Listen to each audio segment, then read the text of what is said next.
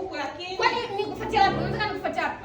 Haiwezekani. Haiwezekani kila siku unatumia vipodozi gani? Una shida gani? Kwa nini? Kwa nini unashindwa kununua wewe? Una shida gani lakini? Ngoja bana Gomani. Kwani unatumia vipodozi gani? Kwani wewe hujui mimi natumia vipodozi gani? Sijui ndio maana natumia. Yaani vipodozi vyote vivoja huko ndani sema unanunua wapi vipodozi? Sio unajiuliza unaniuliza vipodozi gani wakati tunatumia vipodozi kila siku. Niambie maana unapiga makelele toka huko. Sikia nikwambie, hivi una shida gani wakati pale wanauza mpaka kwa bei ya jumla na reja? Maana Cosmetics Kariakoo pale mtaa Mafia na Jangwani. Una shida gani? Unashindwa nini kwenda pale kununua?